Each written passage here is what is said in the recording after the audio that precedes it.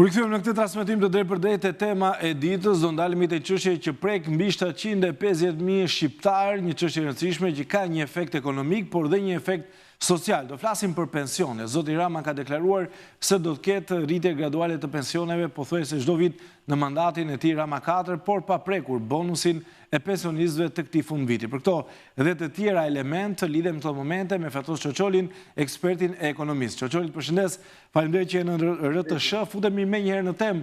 Ti e ke ndjekur me shumë vëmendje, i ndjek të gjitha këto zhvillime të ekonomisë, por ndalemi pak tek deklarata e zotit Rama, çfarë parashikon ajo dhe detajet të tjera. Po, këtë drejtë Arber, ajo deklarat është e rëndësishme, sidomos për pikërisht 750.000 baballarët, nënat tona, pensionistë, është shtresa më e vuajtur deri tashti, më e marginalizuar e shoqërisë sonë, ka nevojë vërtet për një vëmendje parësore. Unë gjykoj se nga veprimet e para të buxhetit të ri të 2026-s, nga ngrirja apo caktimi 100 milion 10 miliard lekëve të reja, që i bie 103 milion, 104 milion euro për pjesën e rritjes mujore të pensioneve, gjykoj se është një veprim i rëndësishëm dhe që pensionistët do ta ndjejnë çdo muaj kur marrin pensionin e radhës. Nëse e ke parasysh, deri tani ka patur kjo qeveri dy momente kur ka dhënë bonuse të rëndësishme, të ndjeshme. Mund të thuhet që për ata pensionistë që është më shumë se gjysma, 521.000 prej tyre që kanë pensionin nën 200.000 lekë të vjetra në muaj, Arber, ata e kanë ndjerë një rritje të ndjeshme, praktikisht një pension të 13, qoftë në dhjetorin e 2024-s, do ta ndjejnë së në dhjetorin e këtij viti. Por sërish qeveria duket se ka qenë ndjeshme ndaj asaj që pensionistët e kanë shprehur shumë herë dhe me të drejtë. Ne nuk kemi nevojë, kam thënë, për një herë në 6 muaj apo për një herë në 12 muaj. Hallet tona me ilaçet, me çmimet e rritura i kemi për ditë dhe është mirë që çdo muaj ne ta ndjejmë dorën e ngrohtë të shtetit. Sa e ngrohtë do jetë kjo dorë? Unë gjykoj se ka filluar të ngrohet pak, si ai zjarri i vogël me cinglat e para, por që ta filluar në mënyrë domethënëse. Këto 104 milion euro të para i shikoj të tilla që ndara në 12 muaj mund të bëjnë, nuk them diferencën në një jetesë më dinjitoze, sidomos për ata që kanë pensione shumë të vogla, Arber, por të paktën është një moment i pranisë së shtetit çdo muaj. Pra Çoçoli, ndryshe nga herët e tjera, nuk ka një rritje cila bëhet një herë në vit ose bëhet një herë në 3 muaj në formën e bonusit, po do jetë një shifër e cila do shpërndahet çdo muaj, pra një rritje çdo muaj apo jo? Po, rritja do të jetë çdo muaj. Në rast se marrim një rast konkret, që për shembull le të themi se dikush ka dalë me pension me vite të plota të kontributave, sot që flasim, ai pensionist apo pensioniste që del duhet të ketë 38 vite të plota për të marrë një pension të plot pleqërie, quhet, se ka shumë kategori pensionesh, Arber. Atëherë i lindet drejta të marrë nga 1 shkurti i 2026, sepse dakord fillon, si thua, ky premtim të zbatohet që nga 1 janari, por ki parasysh që ka një periudhë kohe që i lindet drejta në bazë të ligjit të sigurisë shoqërore pensionistit për të marrë pensionin mujor. Dhe kjo e drejtë i lind pas një periudhe kalendarike 30 ditore. Kështu që 1 janar deri në 31 janar është kjo periudhë. Nga 1 shkurti, këtyre pensionistëve do t'i ketë një shtesë mujore të çdo muaji 18.000 lekë të vjetra, më falni. Por kjo 18.000 lekë nuk do të thotë se në 1 mars, pra kur vjen momenti i pensionit të dytë mujor të vitit të ardhshëm, do të bëhet 36.000. Por ama ai 18.000 lekë i shtuar qëndron. Dhe kjo do të ndodhi për të 12 vitet. Çfarë nuk kupton kjo? Atë që tham pak më përpara, që dorën e shtetit, interesin e shtetit apo të qeverisë për gjendjen e pensionistit, sidomos ata që kanë edhe pensione shumë të ulta, pensionisti e ndjen çdo muaj. Kjo është shumë e rëndësishme edhe nga ana psikologjike, krahas ndihmës financiare. Tjetër gjë që dua të them dhe që është e rëndësishme është që qeveria nuk e përjashton krahas këtyre 104 milion eurove, Arber, që në rast se të ardhurat buxhetore do të jenë gjatë vitit të ardhshëm, siç duket që kanë qenë shumë të mira në këtë vit. Dhe unë jam ekonomist dhe mund të ta them me shumë sinqeritet që ne ekonomistët i besojmë asaj që quhet inerci ekonomike. Pra, është si një vrapues që nis 100 metrat e para dhe po ta japi stafetën ke 100 metrësh i dytë, është në një shpejtësi, nuk është më në vend numëror. Do ndalemi edhe te performanca ekonomike, Çoçoli, po dua të qëndroj pak te pensionet. Pra do kaloj më pas edhe atje, por dua të qëndroj edhe pak te pensionet. Qofse ndaj me kategori, çfarë mund të themi? Cilat janë ato kategori që përfitojnë më shumë dhe kategori që nuk përfitojnë aq shumë? Po, të faleminderit për këtë se edhe kjo është shumë e rëndësishme. Pa ta kenë të qartë pensionistët. Kjo rritje pensioni ka të bëjë është në funksion të kontributeve, të viteve të kontributeve që çdo pensionist ka dhënë shoqërisë. Në rast se ka pension të plot, kuptohet që rritja është më e madhe. Dhe e tham edhe shifrën, 18.000 lekë të vjetra në muaj. Në rast se ka pension të pjesëm, se ka më pak vite kontribute, të mos jetë faji i pensionistit apo pensionistes, ti e di se për një periudhë kohe, sidomos në vitet 90 të shekullit kaluar apo edhe 10 vitet e para të këtij shekulli deri në 2010-ën, shumë punë ishin arbër në gjendje të situash informalitetit, edhe kanë dhe shumë vite që kanë humbur qytetarët. Kjo nuk do të thotë se dakor, shteti do t'i ndihmojë, por derisa nuk e kanë të verifikuar që kanë disa vite me kontributet në sigurimet shoqërore, ata nuk do mund të gëzojnë pikërisht këtë 18.000 lekëshin e shtesës së rëndësishme çdo muaj. E kanë pension të pjesshëm, mund të jetë pension rural, mund të jetë pension që quhet familjar dhe në zonat urbane, dhe aty rritje do jetë më pak, do jetë 8.000 lekë të vjetra deri në 12.000 lekë të vjetra në muaj. Ama një gjë është e rëndësishme, për çdo pension ka rritje. Dhe në varësi, është e rëndësishme kjo arbër, në varësi të viteve të kontributeve, pra sa ke kontribuar ti për shoqërinë, për ekonominë, për shoqërinë tonë, ti do marrësh rritjen që të takon, që meriton. Të mos harrojmë një gjë, që edhe qeveria e di mirë që ka pensione shumë të ulta. Kjo është arsyeja pse në dhjetor, një lloj si në dhjetorin e 2024-s, nuk do t'i japi bonusin të barabartë që jepte më përpara, ti e di nga 50.000 lekë të vjetra, që i thonin gjysma gjeli, i vitit të ri.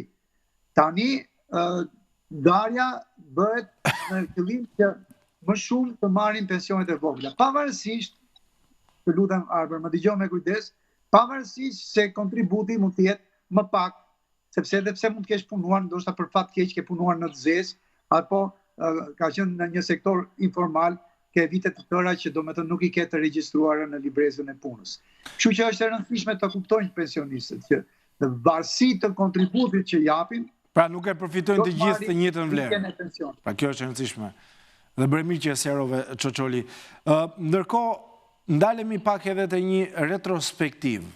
Nuk është hera e parë që rriten pensionet nga qeveria Rama, apo jo Çoçoli, sidomos në këto 2 mandatet e fundit.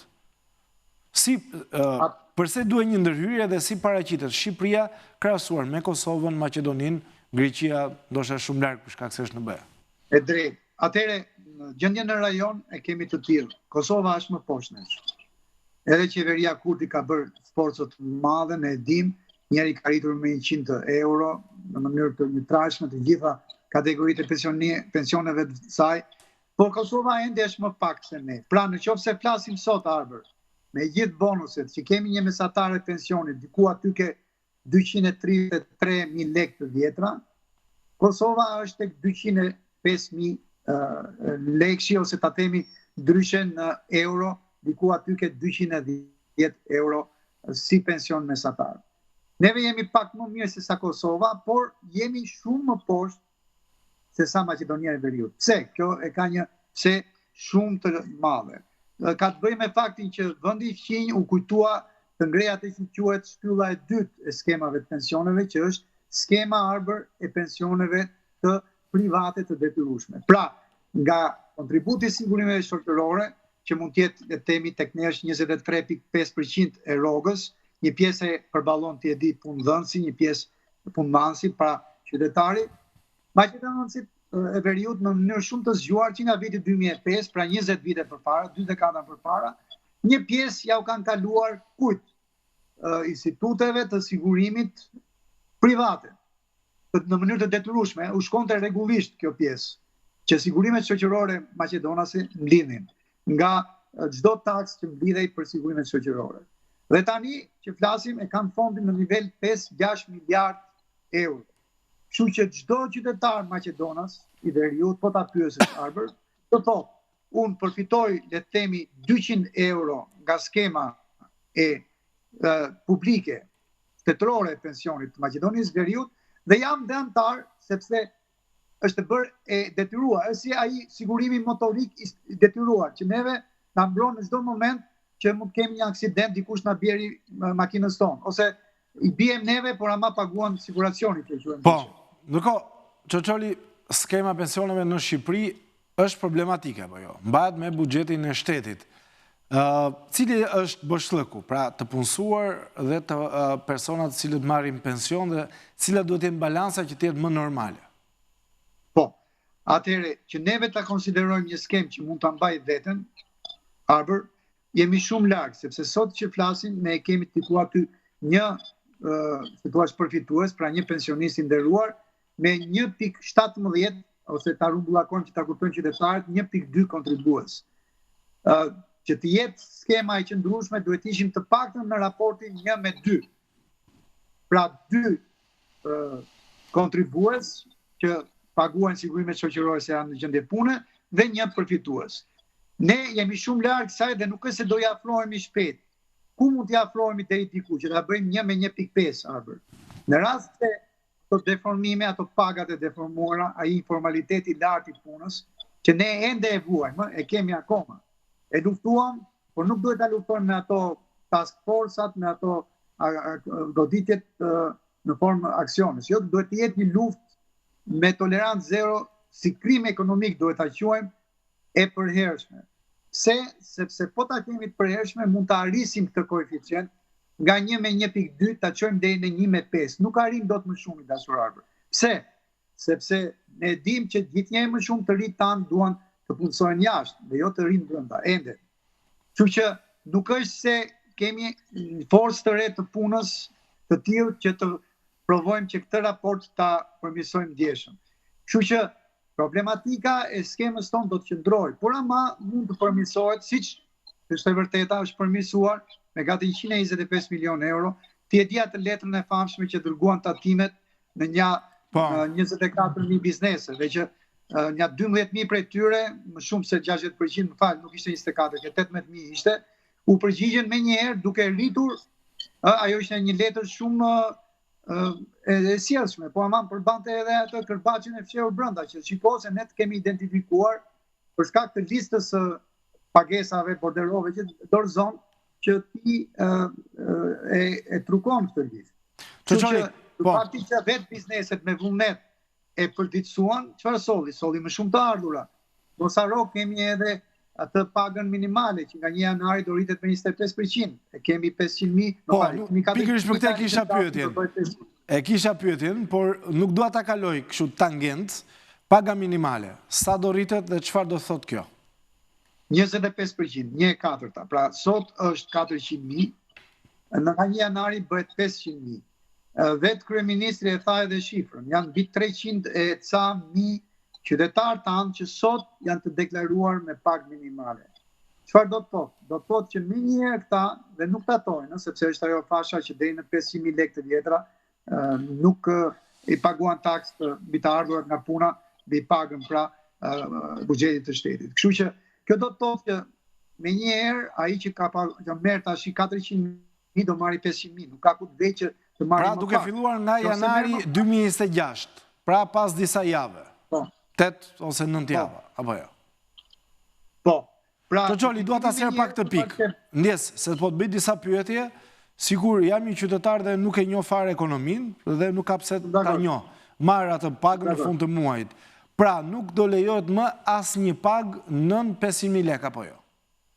Kjo është e para. Pra, asnjë pagë që regjistrohet për efekt të kontrollit shtetëror, listë borderosh, pra që çdo subjekt privat se shtetërorët kuptohet, nuk kanë trukime institucionet shtetërore, por flasim për pjesët më të madhe të kompanive që janë private sot. Sot 90% e prodhimit ton të përgjithshëm bruto arbër, si thua asaj që quhet prodhim kombëtar, jepet nga sipërmarrjet private. Kështu që nuk do ketë më asnjë që të figurojnë në listat e borderove që dorëzohen takimeve shqiptare me pagë më të vogël se 500.000 lekë të vjetra në muaj. Vendimi i rëndësishëm Çoçoli, por a i rëndon punëdhënësin, flas për privatin, se në fund ditës qeveria një VKM bën, por gjithë barra shkon atje, apo jo? Atëherë, asgjë diskutohet që do ketë sprova nga privati që të thotë që mirë, neve do e deklarojmë që po merr 500.000, por amati do vish tek unë me 350.000. Ose unë do bëj sigur të jap me bank 500.000 dhe ti do më kthesh 150.000. E dim fare mirë që edhe këto bëhen edhe sot edhe me shifrën më të ulët që është 400.000, që është pragu i rrogës minimale. Jo më larg se dje, një shofer që po më çonte në një strukturë më tha që unë marr 350.000 lekë dhe unë u habita i thash për shiko se paga minimale është 400. Tha po më jepet, më kalon mua, tha, dhe e marr aty ke bankomati 400, por ama i kthej afendikojt 50.000 lekë. Kështu që mund të ketë... Kjo është e pa drejt, apo jo, Çoçoli? Ta serën pak, çfarë mund të bëjë një qytetar që i bëhet kjo pa drejtësi? Ku mund të shkojë?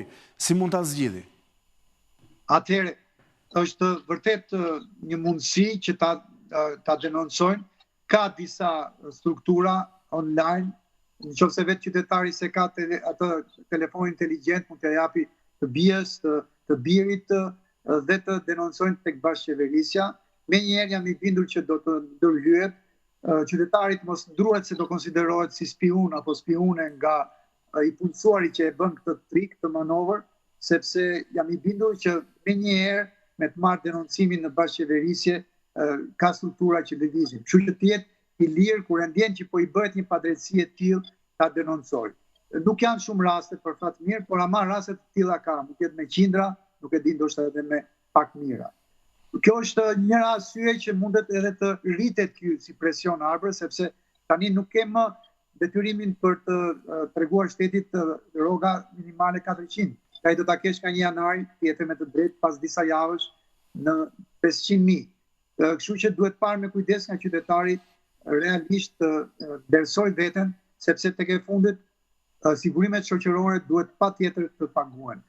Po të them që është sëmundje e vjetër e strukturave tona private që harrojnë nga ndonjëherë, bëjnë sikur nuk i regjistrojnë me sigurime shoqërore punonësit e tyre. Pra ka ende shumë evazion të tmerrshëm, do të thoja, është krim, ta thash edhe një herë, ekonomik, që kompani të ndryshme të punësojnë gati në zezë pa paguar sigurimet shoqërore punonjës të tyre. Kjo është një problematikë e vjetër arbër, por që mund të theksohet për faktin që nga 1 janari paga minimale do të rritet me 1 të katërt. Çoçoli, ndërkohë jemi drejt minutave të fundit, do kemi mundësi të ndalemi gjithsesi edhe tek buxheti, por para se të kalojmë atje, ekonomia shqiptare si ka performuar gjatë vitit, i the ka performuar mirë, sektorët kryesorë cilët kanë qenë për këtë vit? Po, faktori numër 1 që kemi ecur mirë i përket turizmit, të duhet ta themi me plot gojë. Pavarësisht se bëhet shumë propagandë, praktikisht arbër ajo është një industri që është shumë e varur nga investimet. Ne dim që turisti, sidomos ai i huaj, shkon me kurreshtje edhe në fshatin më të thellë apo edhe në qytetin më pak të vizitueshëm më përpara. Qytetet e thella, Erseka, Librazhdi, Prenjasi, sot janë perla të vërteta, sidomos në qendrat e tyre, sepse është investuar. Dhe është bërë një investim shumë i mirë në qendrat e këtyre qyteteve, se i ka bërë të jetueshëm sërish. Në këtë kuptim, e gjithë Shqipëria sot është, jo, vetëm se ka bukurinë natyrore, por është bërë e vizitueshme. Kjo çfarë na jep arbër? Banka jonë qendrore, Banka e Shqipërisë, që është institucion shumë profesional, e ka pikërisht matur vitin e kaluar, kanë qenë rreth 5 miliard euro të ardhura plus. Kjo është si të vinë, si thua, të eksportosh 5 miliard mallra dhe të vinë lekët, sepse ti ke quar këtë. Pra, kjo është faktori i parë kryesor që na janë rritur të ardhurat buxhetore, që mund të guxojnë, qeveria të guxojë të ndihmojë pensionistët me shtesë reale pensionit çdo muaj. Faktori i dytë, që kemi më shumë të ardhura, suficit, vetëm për 9 mujorin e parë arbër 470 milion euro, pra më shumë se gati gjysmë miliardi. Nuk ka ndodhur ndonjëherë kjo më përpara. Unë kam ndjekur me shumë kujdes të gjitha 9 mujorët apo 6 mujorët e këtyre 35 viteve tranzicion që po jetojmë. Kështu që kjo është një shenjë e mirë. Faktori i dytë, sërish ndërtimi është që jep vlerë të shtuar në ekonomi. Po tjetër Çoçoli shkurtimisht se po shkojmë drejt fundit. Po.